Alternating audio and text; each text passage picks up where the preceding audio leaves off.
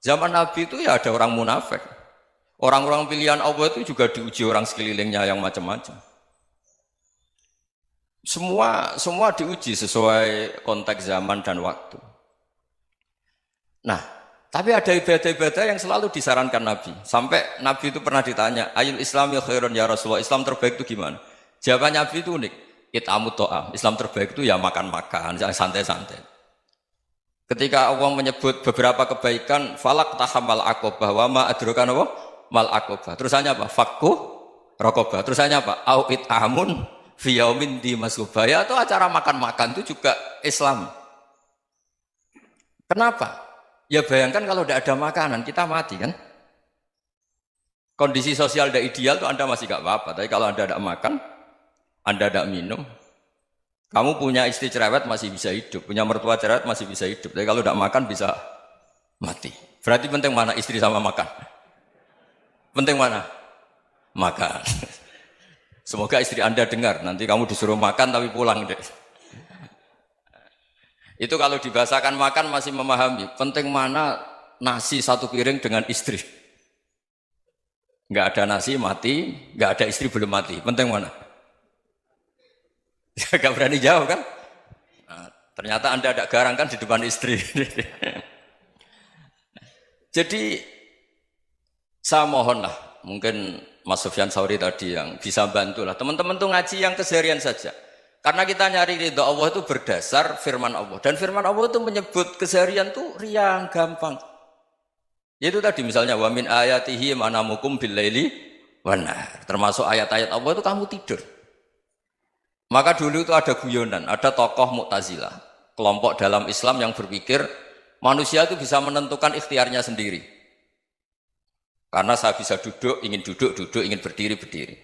Karena kelompok ini nggak terima kalau semua kehendak Allah, nanti bagaimana kalau semua kehendak Allah kok ada hisab ya, ada sanksi. Lucunya itu, dia akhirnya, ini cerita ya, mencintai seorang perempuan, cantik sekali. Dan itu dia menjadi ahli sunnah itu oleh hal-hal yang sepele. Karena istrinya cantik, ya namanya suami istri hubungan intim. Terus ditanya, Mas, masih ingin lagi? Masih. Silahkan diulang lagi. Wah ya tidak bisa. Katanya manusia bisa menentukan yang diinginkan. Itu tobat itu. Itu nggak bisa ditobatkan Mas Sufyan Ats-Tsauri. Orang cantik yang mudah nobatkan orang itu orang cantik. Segampang itu. Akhirnya kita tahu, makanya kalau dalam kitab Hikam itu disebut al-aqil mayyakul madza yaf'alu wa hubi wal ghafil mayyakul madza af'al. Orang yang punya akal karena sadar ini wilayah Allah, semua milik Tuhan. Itu dia tiap hari berpikir, besok Allah akan melakukan apa terhadap dunia ini. Kamu merencanakan suatu mau plesir, ternyata gempa. Mau wisata ke Rusia, ternyata perang. Kamu tidak pernah tahu apa yang akan terjadi besok. Wa ma tadri nafsum madza taksibu ghadan. Tapi anda semua kita ini sering punya jadwal permanen. Makanya saya kalau diundang siapa saja, bisa takdir. Yang jelas Gus ini acara penting. Ya masih acara penting nak pangeran ngersakno piye? Kowe ape dadi pangeran, kamu kok mau jadi Tuhan? Itu kadang ya kiai. Penting Gus acara ini jenengan harus memastikan bisa. Loh kamu itu yang ngajarin tauhid, sesuatu itu biadillah kok bilang-bilang apa pasti. Kalau maksa terus tak tobatkan loh kamu kata saya itu. Ya kalau gitu Gus bilang insya Allah.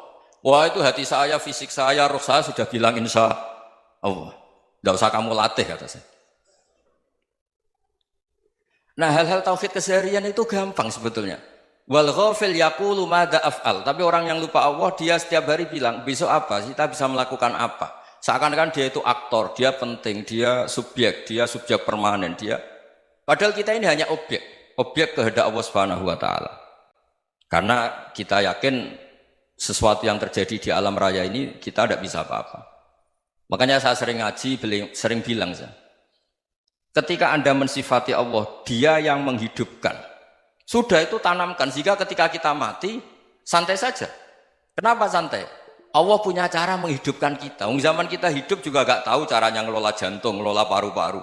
Kamu juga gak tahu ngelola oksigen yang tidak beracun, tidak mengandung polusi. Tahu-tahu hidup. Gak ingin tua ya tahu-tahu tua. Gak ingin mati, tahu-tahu mati. Selama ini kita hidup juga gak tahu apa-apa sebetulnya. Hanya gaya tok, punya jadwal, punya planning. Kalau kamu bisa menentukan pilihan Anda, pasti Anda istrinya cantik, 4 neriman semua, qanaah semua. Nyatanya enggak kan? Ada 1 jelek, cerewet. Oh itu kan, nyatanya enggak bisa apa-apa Anda kan? Dan kamu bawa mati lagi. Itu kan, istri Anda juga gitu, punya keinginan, punya suami yang ganteng, yang jabat, yang neriman, yang enggak poligami. Ya enggak kesampaian juga. Kalau kita ngitung tingkat kegagalan kita itu gagal terus. Ya kan? Nah, terus ingat Allah, madza yaf'alu Allahu bi. Orang yang punya akal selalu berpikir Allah itu menghendaki apa terhadap saya. Loh, sama-sama orang gitu. Ngelihat orang yang serius, itu kata Anda itu pemikir berat, serius. Senang punya tokoh yang merengut tuh, karena kamu anggap serius. Tapi sebagian orang anggap orang yang serius itu wong merengut, wong masam, wong muka kok ditekuk. Jadi sama itu hati ya muqallibal qulub tsabbit qalbi ala dini, karena kita enggak tahu cara berpikir kita tentang orang lain, tentang sekeliling kita.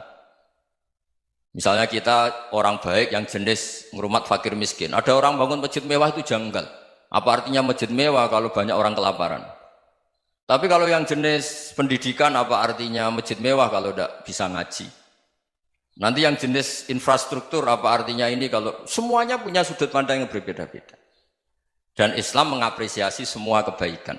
Tapi katakan semua kebaikan itu adalah kehendak Allah Subhanahu wa taala. Karena apapun baik Anda itu pakai fasilitas yang diberikan oleh Allah Subhanahu wa taala. Sehingga ini yang disebut qulillah tsumma darhum fi khawdihim yal'abun. Ya kembali tadi ke tema-tema bahwa keseharian Anda ini sudah Islami. Saat Anda tidak bisa melakukan apa saja. Saya sering ada jenazah, biasanya kalau tetangga meninggal saya sering disuruh ngelepas.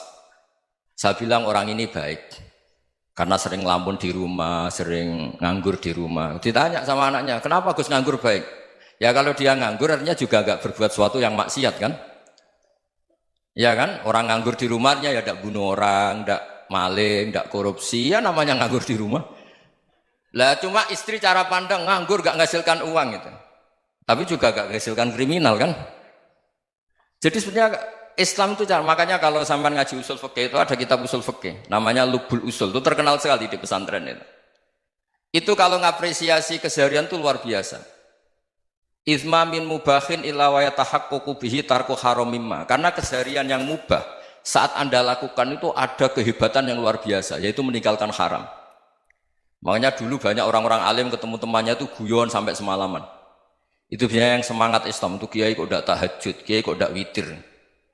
Orang yang sedang mapan uangnya banyak, malam itu tidak kelayaban itu sudah luar biasa. Melawan nafsu supaya tidak maksiat itu sudah luar biasa. Supaya lupa guyon sama temannya semalaman sampai subuh. Gejolak-gejolokan mengenang zaman miskin, zaman kuliah nggak jelas, zaman apa. Melihatnya jangan tarkut tahajud. Seperti ini meninggalkan tahajud, tapi meninggalkannya ini talkul muharramat. Jadi kayak apa hebatnya? Sehingga Imam Ghazali punya riwayat yang agak unik. Hatta takuna ibadatu akhiri hadil ummah iku an-naum. Sehingga suatu saat ibadah terbaik umat ini itu tidur. Itu kan riwayat kontroversi. Ketika Imam Ghazali ditanya, kenapa iya? Kenapa kamu mulai keluar dari rumah itu sudah banyak maksiat? Melihat perempuan yang enggak mahram, melihat fenomena. Tapi kalau kamu tidur itu enggak melihat apa-apa. Tapi juga kamu jangan nganggap tidur itu ibadah betul. Saatnya melakukan fardu ain malah masih tidur. Tapi itu sudut pandang yang menjadikan kita Islam itu gampang. Jadi saat Anda tidak bisa aktivitas apa-apa, misalnya ada beberapa orang yang lumpuh. Lumpuh itu memang nggak bisa Jumatan, nggak bisa ibadah, tapi dia juga nggak bisa maksiat. Tidur itu memang Anda saat itu tidak bisa tahajud, tidak bisa witir, tapi saat itu ada zina, ada maling, tidak gosipkan orang, tidak bully orang, tidak menanamkan kebencian, tidak hasud. Sehingga tidur menurut Allah Ta'ala wa min ayatihi manamukum billaili apa? Wan-nahar. Karena di tidur itu selain ada unsur istirahat, jaga kestamina, juga ada unsur meninggalkan beberapa keburukan. Nah saya mohon ibadah yang keseharian ini kita jaga. Supaya kita semua baca ayat itu fasih. Fasih itu tertanam di hati. Allah itu siapa? Alladzi at'amahum min ju'i wa amanahum min khauf. Dan Allah kalau cerita di Quran itu anna sababnal ma'a sabba thumma syaqaqnal ardha wa syaqqa fa ambatna fiha habba wa inaba wa qadba wa zaituna wa nakhla wa hadaika hulba. Kamu tahu saya ini siapa kata Allah? Saya ini adalah Tuhan yang menurunkan air. Kemudian ada tanaman banyak. Habba wa inaba wa qotba. Ada zaitun, ada tin. Kalau orang Jawa mungkin ada tela, ada padi, ada mangga, ada pisang. Sudah. Wa inaba wa zaituna wa nakhla wa hadaika hulba. Ada perkebunan yang lebat. Tujuannya apa? Mata Allahkum, silahkan kamu pakai, kamu nikmati. Tapi karena kadang kita ini punya ide-ide besar. Tadi untuk syukur saja nunggu punya istri riman, rumah baik, tetangga baik, komunitas baik, semuanya baik baru syukur. Lama-lama nanti ada di surga, syukurnya nunggu surga paling kelas A. Itu sudah ada yang menghuni Rasulullah, kamu nggak boleh di situ. Masa untuk syukur saja? Repotnya Masya Allah. Jadi mohonlah Quran yang kalau Anda hafalkan juz sama itu kan ada ayat-ayat yang kayak tadi. Ya, fal yang dzuril insanu ila ta'ami. Coba lihat apa yang kamu makan ya? Dari mana? Dan untuk mempertahankan hidup kamu keseharian. Jadi jangan kira ibadah itu harus membentuk komunitas yang versi Anda. Ibadah itu harus yang hal yang mulu-mulu. Kesehariannya Anda alami. Loh ini saya tidak bikin-bikin. Saya ngaji bukan karena berdasar pesanan. Itu ayat yang saya baca kan betul ada ayatnya kan. Fal yang dzuril insanu ila ta'ami. Anna sobabnal ma'a sobba thumma syaqaqnal ardo syaqqa fa ambasna fiha habba wa inaba wa qadba wa zaituna wa nakhla wa hadaika ghulba. Terusannya apa? Mata'al lakum, silakan kamu nikmati. Mata itu silakan kamu nikmati. Ya kayak sampean dikasih hidangan ya makan. Ya sudah makan, habis makan ya minum, habis itu ngantuk ya tidur. Ya sudah normal-normal saja. Kayak apa indahnya Islam. Tapi Anda mencari Islam yang gimana lagi? Nah itu yang diajarkan guru-guru kita, diajarkan sanad kita sampai Wali Songo, sampai Rasulullah SAW.